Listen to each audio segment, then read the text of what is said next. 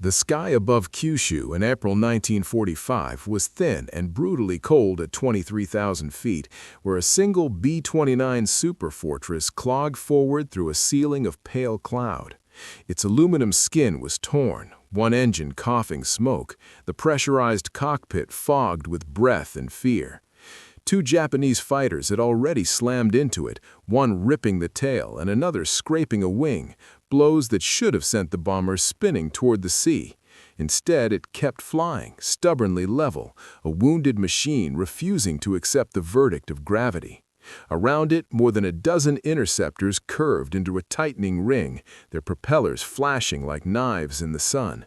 Inside, exhausted gunners hunched behind cracked plexiglass, oxygen masks hissing, turrets groaning as they tried to respond. Below, airfields across southern Japan were throwing up their last elite pilots, a final desperate shield against the approaching raid. If this bomber fell, its crew would vanish with it, and the formation behind them would be left naked in hostile sky. If it somehow endured, everything about aerial combat might shift. They had already hit it twice, but what happened next defied every rule of air combat, and history was watching. Weeks earlier, before the sky above Kyushu turned into a killing ground, the men inside that battered bomber had been just another crew on a long, anonymous roster. The pilot was a former crop duster from Iowa, steady-handed and quiet, who had learned to read wind and weather long before he ever read an altimeter. The central fire control gunner had once repaired radios in a Detroit factory, giving him an instinctive feel for circuits and signals that now translated into deadly precision. In the tail sat a lanky Texan who had grown up hunting coyotes across open fields, while the flight engineer, a wiry electrician from Pennsylvania, knew every vibration and temperature change in the great machine. Together, they flew one of the most advanced aircraft ever built, the Boeing B-29 Superfortress, a bomber that inspired both awe and fear. It was a technological marvel, yet crews whispered about overheated engines, fragile pressurization, and its massive silhouette that made it an irresistible target, earning it the grim nickname of a flying coffin. What set it apart, though, was its radical defense system of remote-controlled, radar-guided 50-caliber turrets that could track attackers far beyond the reach of human eyesight. This crew trusted that unseen network of gears and electrons with their lives, even when others doubted it, and soon every ounce of that faith would be tested. When the B-29 first entered service, its doctrine was built on a simple assumption: bombers would always fly under the protective umbrella of friendly fighters. The Superfortress was designed to strike deep, while squadrons of escorts were meant to keep enemy interceptors at a safe distance. It was never supposed to fight alone. Yet by 1945, that neat theory had begun to collapse. The distances over Japan stretched even the long-legged P-51s to their limits, and weather or fuel often forced them to turn back before reaching the bombers. At the same time, Japanese defense had taken on a grim new character. Pilots were being told in blunt terms, if you can't shoot it, hit it, turning their own aircraft into weapons aimed directly at American crews. Inside the U.S. command structure, this shift created a quiet crisis. Many senior officers, watching the rise of high-speed attacks and ramming tactics, began to believe that traditional defensive gunnery was obsolete. Some even suggested stripping B-29s of their turrets altogether, replacing guns and gunners with extra bombs, in the belief that speed and altitude alone would provide protection. To the men who actually flew the missions, that idea sounded like a death sentence. "We're sitting ducks without those guns," one crewman protested, echoing a fear shared across the wings. The bomber's advanced fire control system did not inspire confidence among skeptics. It was dismissed as too complicated for combat, too fragile to survive damage, and too slow to track agile fighters. Yet the crew of this particular B-29 believed in it with a quiet, stubborn conviction. They had trained on its dials and scopes until they felt as natural as their own hands. And now, with Japanese pilots closing in, that faith was about to be tested in the most unforgiving arena imaginable. By the spring of 1945, Japan's air defense network was a shadow of what it had once been, yet it remained fiercely dangerous. Factories were short of aluminum and fuel, training hours were shrinking, and experienced pilots were rare. But what the nation still possessed was an unyielding will to resist. Against the endless American bomber streams, their commanders adopted a desperate strategy: overwhelm the intruders with massed fighter waves, and if machine guns and cannon failed, turn the aircraft itself into a weapon. Ramming was no longer a last resort, but an accepted tactic. The skies over Kyushu filled with a mix of fighters built for speed and sacrifice. The K-84 Frank, fast and heavily armed, clawed upward beside the lighter but famously agile Zero. Pilots were drilled in head-on attack formations, lining up directly in front of an oncoming bomber, where a split second of hesitation meant death. A single solid impact could tear off a wing, shatter a cockpit, or send a bomber spiraling down in flames, making even a doomed fighter a lethal threat. For the American formations, numbers were protection. Flying in tight boxes, bombers overlapped their fields of fire and presented a wall of bullets to any attacker. But the B-29 over Kyushu no longer enjoyed that shield.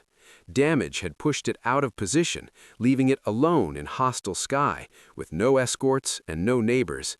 Every incoming aircraft was now aimed at one target, and there was nothing between that bomber and an entire Japanese squadron except its own guns and the men who operated them. What set the B-29 apart from every bomber that had come before it was not just its size or its range, but the invisible nervous system running through its aluminum frame. Instead of gunners standing in open blisters with the wind clawing at their faces, the Superfortress hid its weapons in 5 remote-controlled turrets, each one slaved to an analog computing network that filled the fuselage with humming relays and spinning gyros. From inside warm, pressurized compartments, men looked into sighting scopes that fed information to mechanical brains, calculating distance, speed, and angle in fractions of a second. One gunner could even take control of multiple turrets, shifting fire from a belly mount to a top blister with the twist of a dial, as if the bomber itself were thinking. Radar ranging and lead computing turned what had once been guesswork into something close to mathematics. When a Japanese fighter flashed across a scope at 300 miles per hour, the system predicted where it would be when the bullets arrived, adjusting the aim automatically. To a pilot charging in for the kill, the tracer fire did not wander blindly through the air as it did against older bombers. It converged, neat and deadly, as though guided by an unseen hand. That precision was a shock to Japanese pilots, trained to expect chaotic defensive fire. They had been taught to weave through streams of bullets, closing the distance until cannon or a final ramming strike could finish the job. Against the B-29's overlapping kill zones, however, every approach path was already covered. Turrets on the nose, tail, belly, and spine stitched their fire together, creating a sphere of steel that left no safe angle.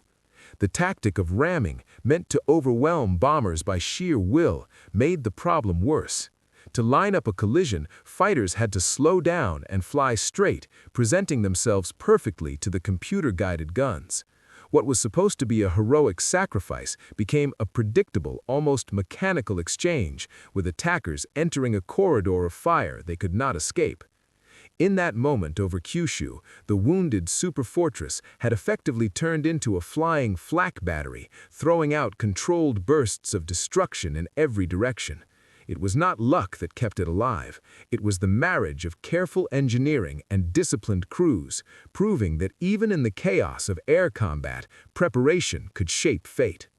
After the second ramming blow, the B-29 shuddered like a living thing, its airframe groaning as if it were finally about to give up. Warning lights glowed red across the cockpit, and fragments of metal rattled through the fuselage, but the bomber stayed aloft. For a brief, eerie moment, even the Japanese pilots seemed to hesitate, unsure whether the wounded giant would fall on its own. Then another fighter broke from the circling pack and plunged straight toward the nose. Inside the Superfortress, the central fire control gunner felt the familiar resistance of the sighting handles as he brought multiple turrets to bear. Radar data flowed through the analog computer, and the lead solution snapped into place. When he squeezed the trigger, several .5 caliber guns spoke at once, their recoil transmitted through cables and servos instead of human shoulders. The attacking fighter flew directly into a converging storm of bullets and disintegrated in a brief, violent flash.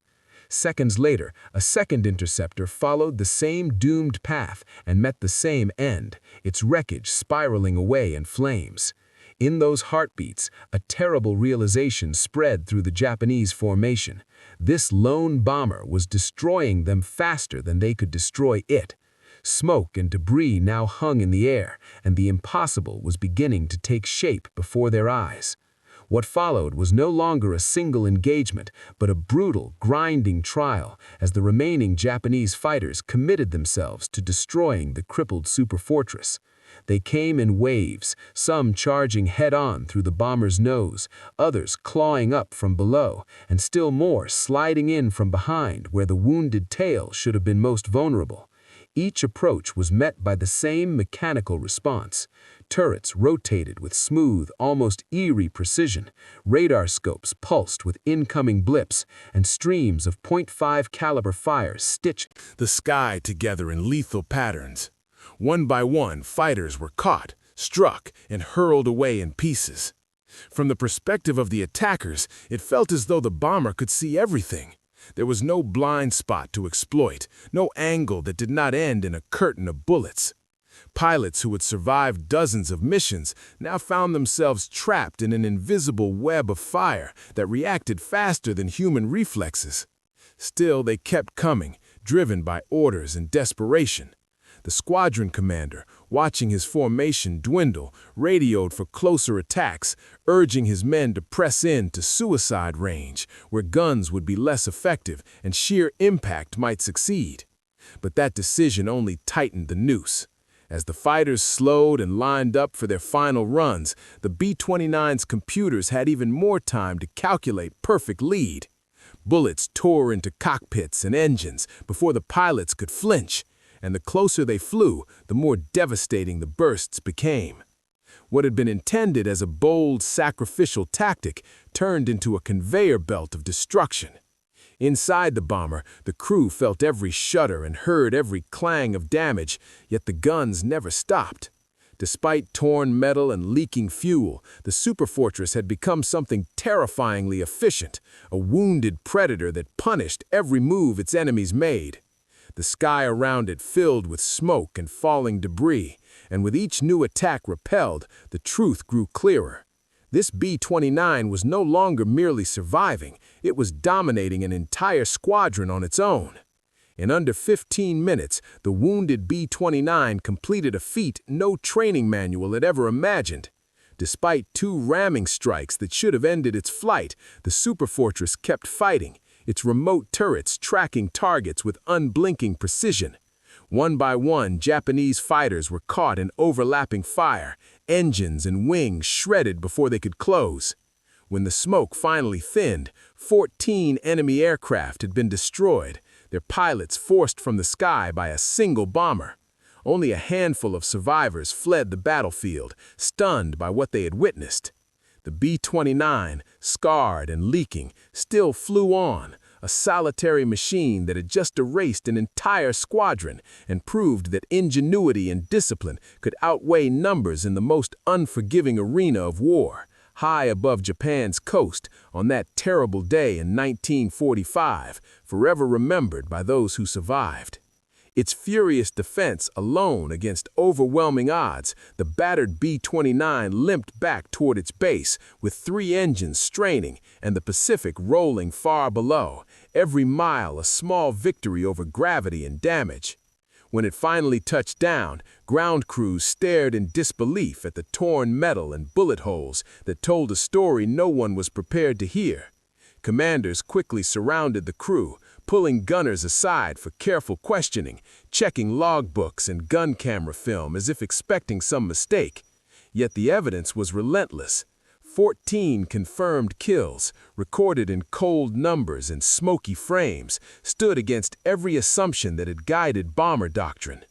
Officers who had once dismissed the Superfortress's remote turrets as needless complexity now found themselves forced to confront what those systems had accomplished when nothing else could.